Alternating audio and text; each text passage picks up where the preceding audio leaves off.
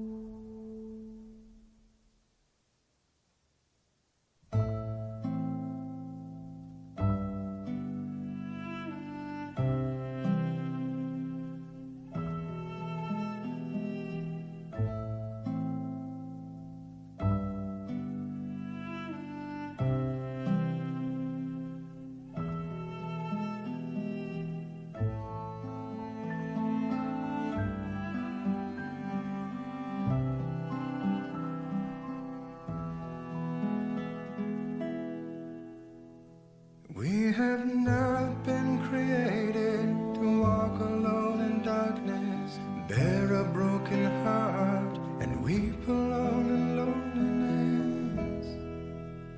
We have not been created to put our gifts in boxes, admiring our treasures while they overtake our conscience. Raise your hand to love and rise above. Raise your hand to love and rise above. We have not been created to abandon the widow, leave her in solitude while embracing through the window. We have not been created to turn away the orphan, boarding up our hearts as if God's angels aren't important. Raise your hand to love and rise above. Raise your hand to love and rise above. Each one of us, created in the image of God. We are here to know, serve, and love. We are here for the weary. Our souls are sanctuaries for the grace of God. Through our Queen Mother Mary, for the souls of the children, for all men and women, through the scars of the fires, for the sinner and imprisoned.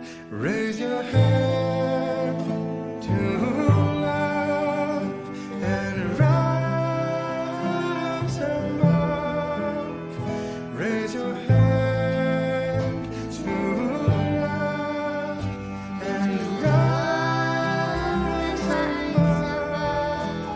Raise your hand to love and rise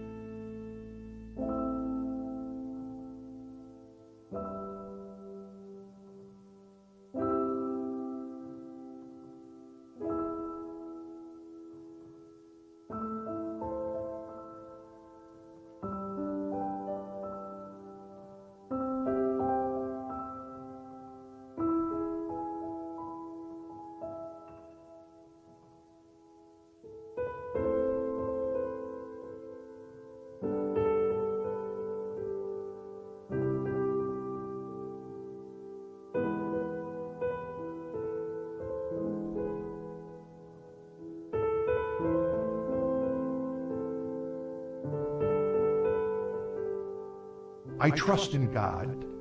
I trust in His Word. I trust in God. I trust in His Word. I trust in God. I trust in His Word. You've been examples to me of the tremendous spirit, the Christian spirit of Jesus' love, by the way you've given examples of reaching out to your brothers and sisters. You've taken this pandemic and you've risen above.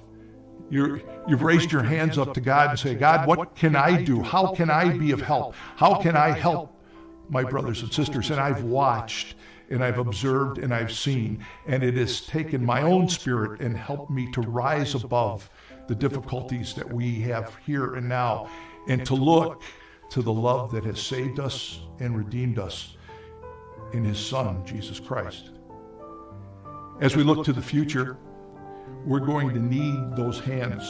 We're going to have to be the Lord's hands. We're going to have to be His mouth to profess His faith and to offer those prayers. We're going to have to be those individuals who are present, enacting Jesus' presence in a love towards our brothers and sisters who are in need. And I need your help.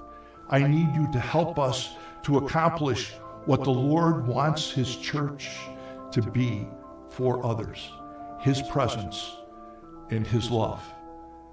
And I know with Him, we will rise above. Let me offer to you and to your loved ones my own apostolic blessing. The apostolic blessing is a blessing that is bestowed upon the bishop to be able to use because he is the successor of the apostles. As we enact our community in the name and the love of Jesus Christ, I offer you my blessing to you and to your loved ones. The Lord be with you. Blessed be the name of the Lord. Our help is in the name of the Lord. And may Almighty God bless you all, the Father, the Son,